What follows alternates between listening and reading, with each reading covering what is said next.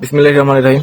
আমি হয়তো আর কোনো ভিডিও আপলোড দিতাম না সত্যি বলতে, কিন্তু ভিডিও আপলোড দিতে আবার এটা বাধ্য হচ্ছি, কারণ কালকে একটা ভিডিও আপলোড করেছিলাম যে ভিডিওতে আমি খুনি ফ্যাসিস্ট হাসিনা বলছিলাম, যার কারণে কেমন একজনের গায়ে লাগছে, সে আমাকে ইনবক্সে এসে থ্রেড দিতেছে। কিন্তু আর প্রোফাইল পিকটা শেখ হাসিনার প্রোফাইল পিক ছাড়া অন্য কোনো ডকুমেন্টস তার আইডিতে নেই।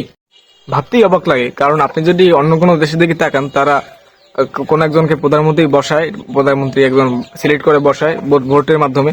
সে যদি 5 বছরে কোনো ভালো কাজ করতে না পারে, দেশের উন্নয়ন কাজ না করতে পারে, দেশের সাথে কাজ না করে, তাহলে তাকে আবার পরবর্তী ভোটে সরাই ফেলায়, অন্য একজনকে মানে বসায়।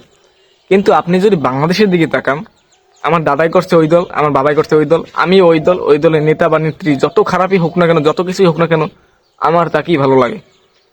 এই ইন্টেনশনটা কবে যাবে আমাদের মাথা থেকে?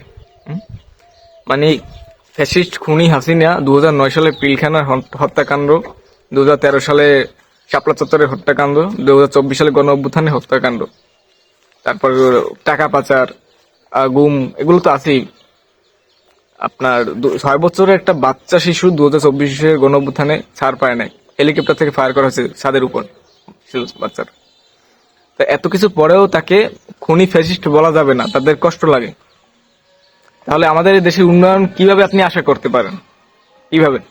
যাদের খুনি ফ্যাসিস্ট বলে আপনাদের মনে কষ্ট পাইতেছেন, তাদেরকে প্রশ্ন করতেছি, ভাই আপনারা কিসের জন্য রাজনীতি করেন?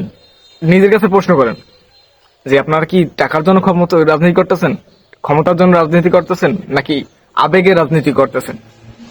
ক্ষমতা আর টাকা যদি বাদ দিয়ে আপনি যদি আবেগের বসে রাজনীতি করে থাকেন, তাহলে যখন দেলোয়ার হোসেন সাইদিকে মিথ্যা অপবাদে আপনার জেল খাটাইছিল, যখন আপনার মুসলমানের প্রতি যখন যখন যত জুলুম হয়েছিল, আপনাদের তো কোনো আন্দোলন, কোনো আবেগ দেখি নাই আমরা।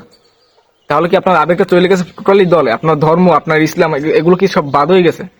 তো নিজের কাছে প্রশ্ন করুন, কোনটা ন্যায় কোনটা অন্যায়, একটু নিজের কাছে প্রশ্ন করুন।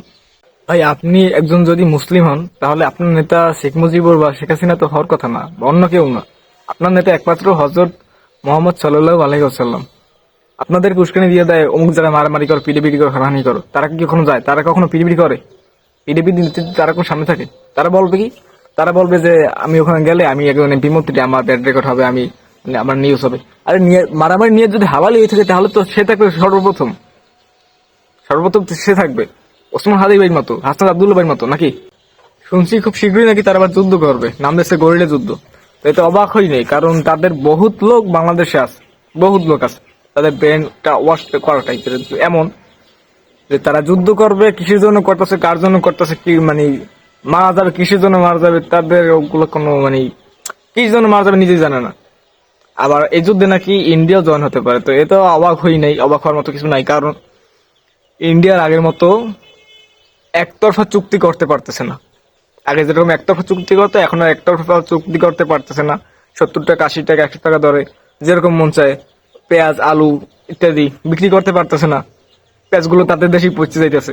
আবার সাথে হাসিনার উস্কানি তো আছেই।